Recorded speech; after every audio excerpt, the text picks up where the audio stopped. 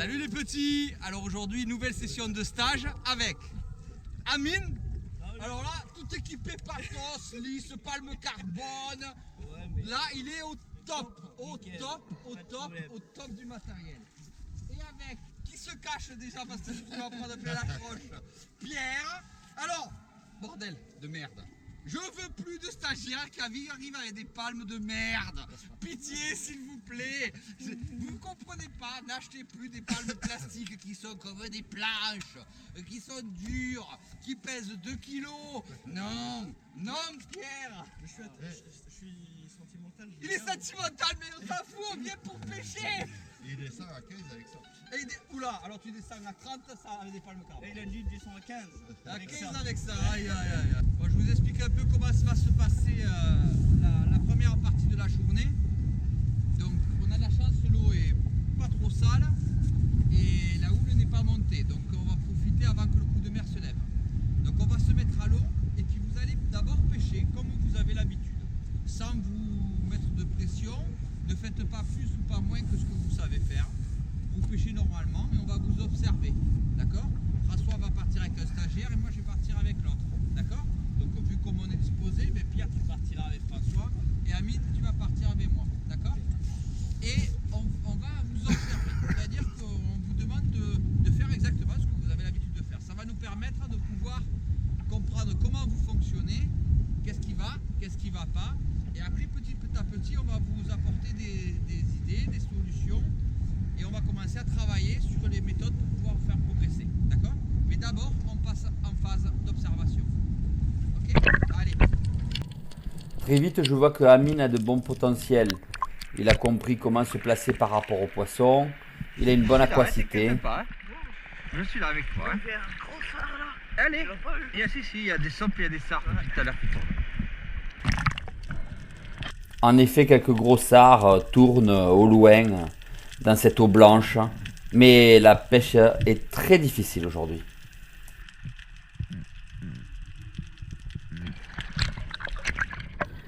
Mais je vois qu'Amine maîtrise bien son canard. Ça va, il a compris comment se placer. Il rentre dans une faille. Bon, il y a un peu de houle, donc c'est pas toujours facile dans si peu d'eau de maintenir son agachon. Mais on voit qu'il a le potentiel. Son matériel malheureusement va le trahir, vous le verrez plus tard.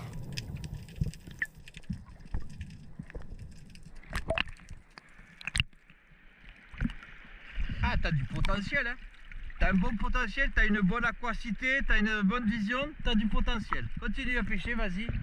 On va discuter après des défauts, mais t'as du bon potentiel. Moi, j'ai tendance à compenser immédiatement. Je suis allongé, je prends ma bouffée d'air. J'enlève mon tuba, j'attaque mon canard et dès que j'ai attaqué mon canard, je commence à décompresser. Et je ne décompresse pas du style une fois. Non, c'est tout. Il faut que ce soit comme un métronome, tu sais, tac, tac, tac, tac, pour ne jamais mettre en défaut tes tympans. Parce que si tu veux, ton tympan il est là. Un bar. Tu descends, la pression exerce une pression sur le tympan. Il se déforme, il te fait mal. Et toi, là, en compensant, tu vas redresser ton tympan, d'accord? Et en fait, il faut le faire en permanence. En permanence. Parce que si tu le fais que quand tu as mal, c'est déjà trop tard, il est déjà en souffrance. Il est déjà en souffrance. Donc il faut vraiment l'amener à être tout le temps à une pression de 1-1. Tu comprends? Allez, on continue en pêchant par là. Allez, là, il y a une frayère à calamar. Un vieux bidon resté au fond et tout rouillé sert de nurserie pour des calamars. Tu vas regarder, je vais te montrer une frayère à calamar. Tu l'as déjà vue? Ah oui. Tu l'as déjà trouvé? Ouais.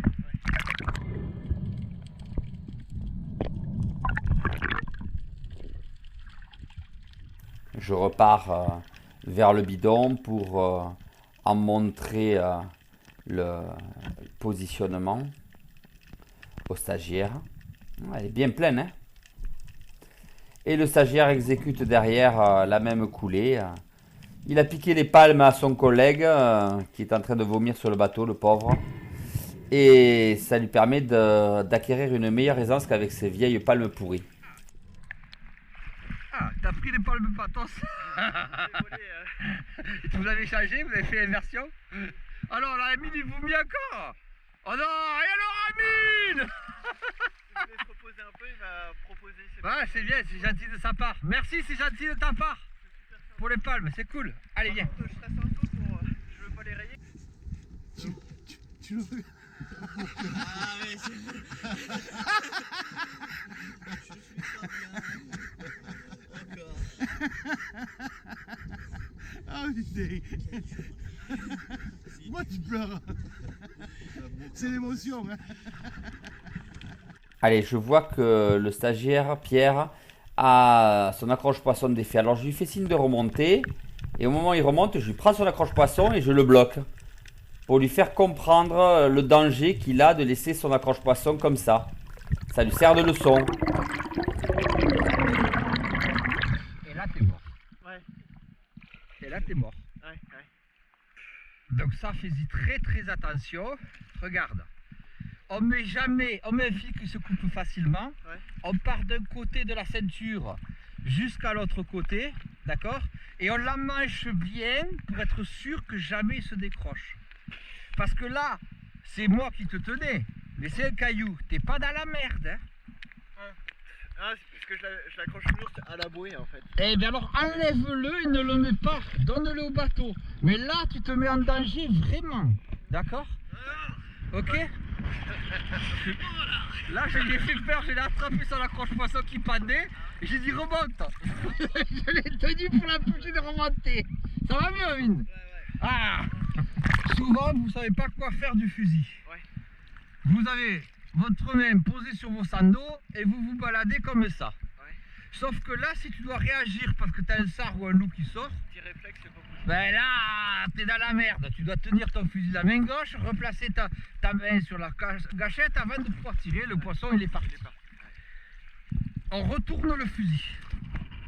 Et on place sa main comme ça. Ta main, automatiquement, elle exerce une pression sur le haut de la crosse qui fait toujours tenir le fusil en l'air.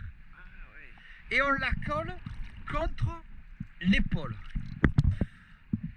Et là, déjà, t'es dans une rue sombre, t'as un mec qui t'accueille comme ça, tu dis quoi? T'as peur, tu t'en vas, ben le poisson c'est pareil. Là, si tu l'as comme ça, tu n'es pas en position agressive. D'accord. Et regarde bien, quand tu tends le bras, ton fusil tourne tout seul. Ah, c'est génial ça. Il se retrouve en position de tir. Pourquoi? Parce qu'il ne faut pas jamais tenir la crosse serrée, mais le mouvement de ta main fait que le fusil se retourne. Ce qui fait qu'en 2 secondes, là, tu n'es pas en position agressive. Ouais. Je suis prêt à tirer, je suis en position agressive. Ouais. Et même quand tu descends avec le fusil comme ça, parce que le poisson, il voit une masse qui descend. Parce que lui, toi, tu ne le vois pas le poisson, mais lui, il te voit. Ouais. Mais c'est beaucoup moins agressif comme ça que de descendre avec le fusil face à soi.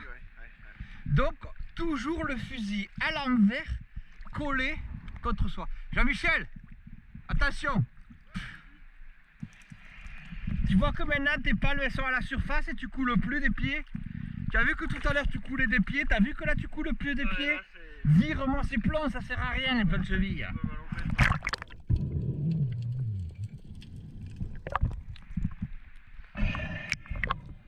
Allez, mise en pratique de la position du fusil. Très important. Il a encore un peu décollé du corps là, vous voyez. Voilà, il va le rapprocher un peu de son épaule. Il faut vraiment que le fusil fasse corps avec l'épaule du chasseur. Mais voilà, vous voyez, il y a moins d'agressivité dans ce geste-là que dans le geste où on a le bras tendu face au poisson. Allez, on travaille l'apnée. Je propose à Pierre d'avancer le long du tuyau pour voir un peu comment il se comporte en apnée. Bien sûr, je surveille régulièrement derrière moi comment il va, si tout se passe bien. Ah, vous ne voyez pas parce que l'angle de la caméra n'est pas bonne, mais moi je regarde régulièrement derrière moi. Voilà. J'avance. On continue sur une trentaine de mètres jusqu'à une bouée que je connais de façon à voir si tout va bien. Bon, là on voit qu'en apnée, Pierre est largement opérationnel. Bon, en apnée, on n'a rien à t'apprendre. Maintenant, il va falloir qu'on travaille l'instinct du poisson et le sens du poisson. Bien, ben voilà, petit exercice d'indienne. Donc, il a bien le soleil dans le dos, et toujours dans le dos. Il faut qu'il palme le moins possible, c'est sa main qui doit le tracter.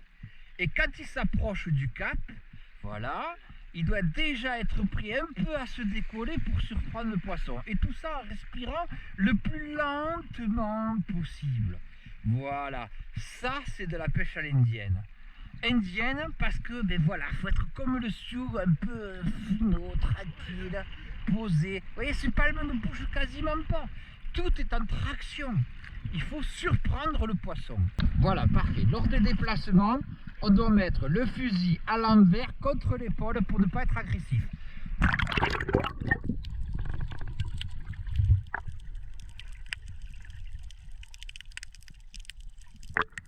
Parfait, c'est parfaitement assimilé. Par contre, au niveau de la gâchon, il y a du boulot. Hein. Vous voyez comme ces palmes sont relevées? Bon, tu as un problème de palme. Tu as vu que tes palmes elles remontent? Tu ne cales pas tes genoux. Il faut que tu arrives à caler tes genoux pour qu'elles descendent. En l'occurrence, certes, il faut trouver un appui pour la main, comme tu as fait, c'est bien. Mais il faut aussi trouver un appui pour le genou.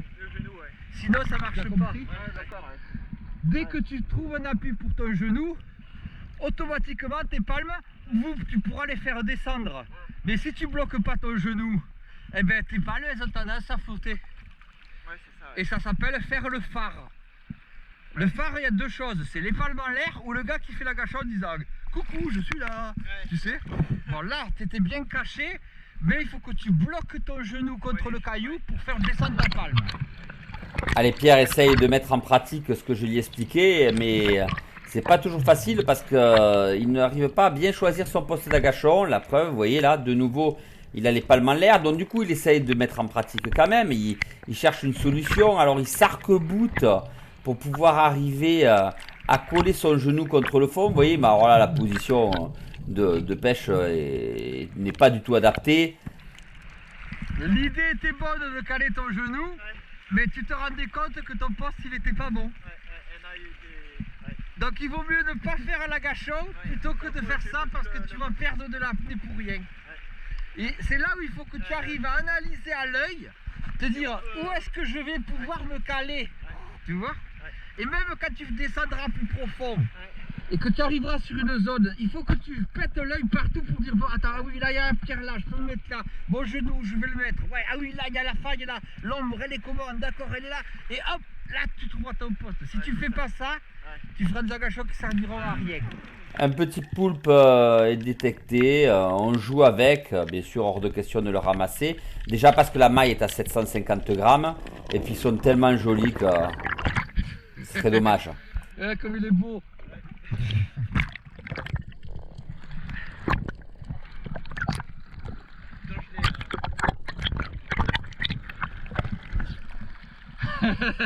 C'est joli hein. Alors, ça va, Mido? Je peux le mettre ça sur YouTube, oui. J'ai le droit. Pauvre Amine. En plus, tu as le sens du poisson, tu as l'apnée, tu as la technique, tu as tout, et tu vomis aujourd'hui. Putain, tu déconnes Amine, tu déconnes, bordel. Bon, faut dire qu'on a des conditions de merde, mais alors, de merde, hein. Et là, on trouve de l'eau cristalline sur le nord de Béart et notamment sur le Pitéas. Incroyable, j'ai rarement vu l'eau aussi claire à cet endroit-là. L'eau du large poussée par le vent fort du sud, extrêmement fort aujourd'hui, a ramené cette eau cristalline du large.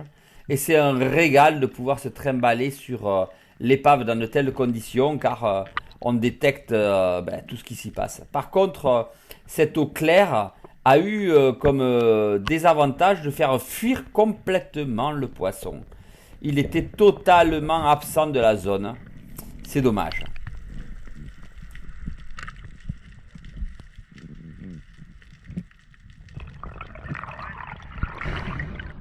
C'est pas beau ça?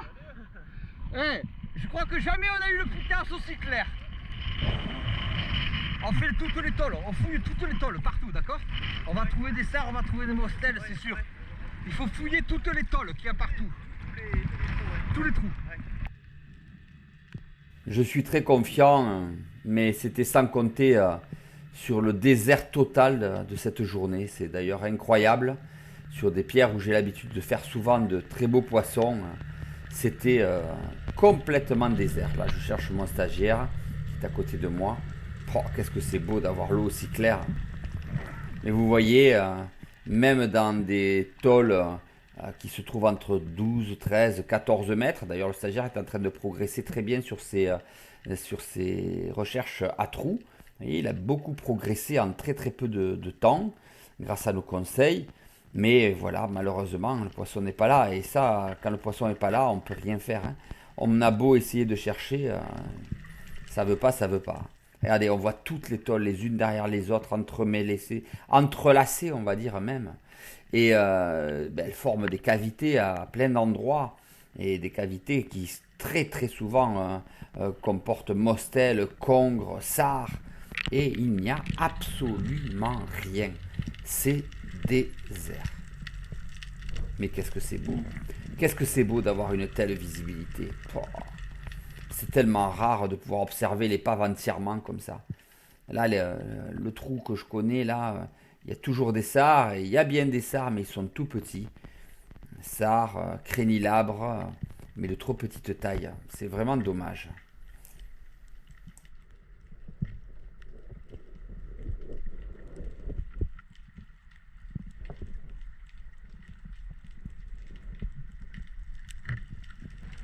Deux sards, un crénilabre, mais tous trop petits, j'ai pas tiré. Je te montre un poste d'agachon pour mieux t'expliquer ce que je t'ai expliqué tout à l'heure. Viens. Donc je montre le poste d'agachon au stagiaire. Une très belle grotte, magnifique, exposée vers le large, qui permet de faire de beaux agachons. Donc je lui montre déjà la position. Et ensuite je lui demande d'exécuter l'action pour qu'il se positionne au bon endroit. Et on voit qu'il est un peu trop en retrait. Alors je me positionne au-dessus de lui pour analyser comment il s'est placé. Alors on voit quand même qu'il a compris le calage de genoux contre la roche. Mais alors je le fais avancer, mettre son fusil en retrait, encore avancer pour ouvrir son champ de vision sans faire sortir son fusil.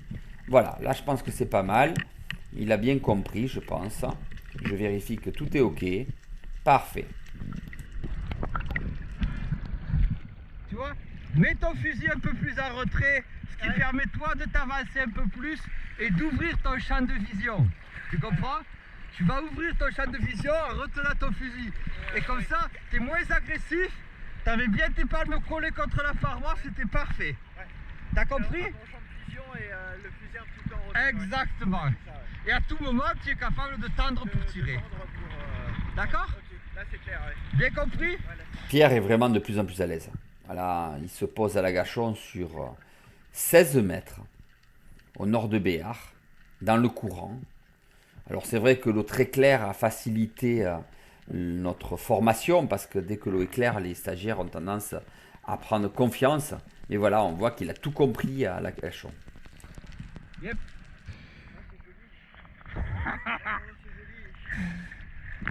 Beau là, hein? T'as vu tous les petits sards partout? Magnifique, hein? Ah là là là. Superbe, hein? Ben ça, c'est une zone où tu as des cérioles, tu as de tout. Alfredo que j'ai filmé sur la plage, c'est une de ses zones préférées là. C'est très beau, hein? Ah là là. Je passe mes pierres en revue. Là, un bébé chapon. Enfin, peut-être une rascasse rouge. Non, c'est bien un bébé chapon. Mais vraiment trop petit, on ne tire pas. Et là, sur 17 mètres, j'ai une belle pierre où je trouve souvent des mostelles. Désert, encore une fois. T'as vu le petit chapon? Quand je me suis arrêté, j'ai regardé, il y avait un petit chapon comme ça devant. Je n'ai pas tiré les traits trop petits. Et après j'ai basculé dessous pour voir la pierre, mais elle était vide. Sous la pierre là, il y a une énorme caverne en fait. On va continuer, il y en a encore d'autres à te montrer. Mais Pierre étant tellement à l'aise, je commence à l'envoyer beaucoup plus profond. Là, le sable est à 21 mètres. Mais il lui manque une chose, c'est la vision du poisson. Donc il est en train de remonter, il n'a pas insisté alors que le crénilabre, ou plutôt une bleue, est juste derrière. Alors je lui montre. Et enfin il la voit. T'as raté la poutrelle, mais t'as vu la vieille. On va la laisser vivre. Ah, tu te dis que tu lui aurais bien filé une flèche quand même. Eh vas-y, va essayer de la tromper, allez. Allez, essaye. Attention, le courant te fait dériver par là, il faut remonter. Hein. Allez, il bascule. Je rappelle qu'il y a 21 mètres et qu'en vertical, on distinguait le fond. C'est rarissime sur le nord du Cap Béar. Je le laisse descendre tranquille pour pas que la présence de 2 chasseurs puisse faire peur aux poissons. Alors c'est vrai que ça me facilite le travail, l'eau claire, je peux le surveiller et faire sa sécurité tout en restant en surface.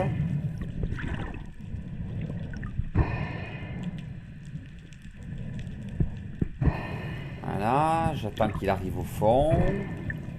Je suis quand même un peu stressé de le laisser seul.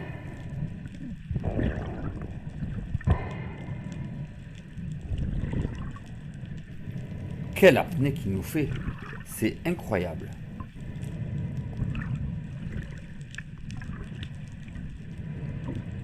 Ah, je l'ai entendu tirer, alors je descends le rejoindre. Je vais à sa rencontre, je surveille comment il gère son fusil, d'ailleurs il ne sait pas trop comment le gérer. Le poisson est là, donc... je suis très content qu'il ait réussi à le tirer. Je l'accompagne dans sa remontée. Une très belle bleue. Voilà. Superbe action. Ouais! Wow! T'es un champion, t'as plus besoin de moi. T'as plus besoin de moi. Oh là là là là. T'allais tirer ta vieille à plus de 20 mètres. Allez, montre-la moi.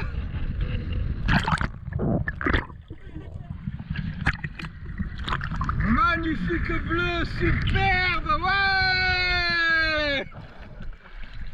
Combien il y a de fall là? 21 mètres. Il était là, il tirait le poisson à 21 mètres, le gamin. Il est super fort. Il a tout compris de la pêche sous-marine. Ouais. Allez, passe-lui le poisson. Allez. Tu l'as tué? Ouais. Très bien. Superbe. Magnifique. 21 mètres. Ouais.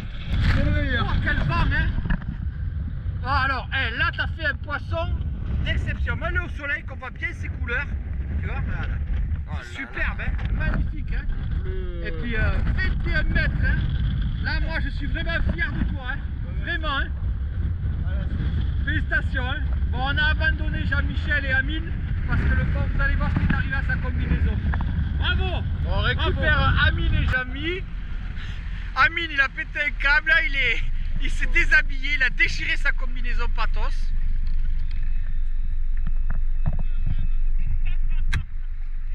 Eh, qu'est-ce que tu lui as fait que tu l'as déshabillé là? Vous avez fait quoi?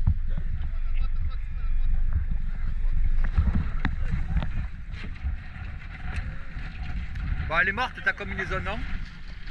Elle est morte complètement, hein? Tu l'as déchiré. Ah, pas le haut, le bas seulement. Le bas, tu peux le mettre à la poubelle. Oh là là là là là là là là là là là. Poubelle. Putain. Acheter des combinaisons en lycra ou en jersey. Mais les Sharkskin, c'est vraiment trop fragile. Trop fragile. Eh, il a tiré une vieille à 21 mètres. 21 mètres. Il est exceptionnel. Alors les petits, vous êtes régalés? Super. L'ambiance, tout. Franchement, Bon, nickel. même si t'as un peu raté ton stage à cause de la combinaison. C'est comme dans les vidéos. C'est la même chose. C'est la même chose en vrai. Ouais, pareil. Ouais, ouais. T'as appris beaucoup de choses. Ouais, franchement nickel. Bon, et Je te remercie on va te beaucoup, ramener Stéphane, parce ça qu'à me cause de fait ton matériel, Ouais, pas de problème. ça a été un peu compliqué Ouais, et un il peu faudra malade. que tu reviennes. Y a pas de Et un souci. peu malade. Avec plaisir. On va mettre ça, tu vomis, t'inquiète pas. Il n'y a pas que le matériel, il y a l'homme ici. Parce que... Et Pierre, ça va? Moi je suis pas d'accord avec Emine, il a dit que c'est comme dans les vidéos, mais il est resté sur la plage toute la journée. non, mais c'est rien les vidéos, il faut venir avec Stéphane, j'en ai pris plein les yeux, c'était vraiment magnifique. Ouais, t'as regardé et puis t'as fait un beau poisson, hein? Bravo, félicitations, 21 mètres. Allez, salut les petits, à la prochaine!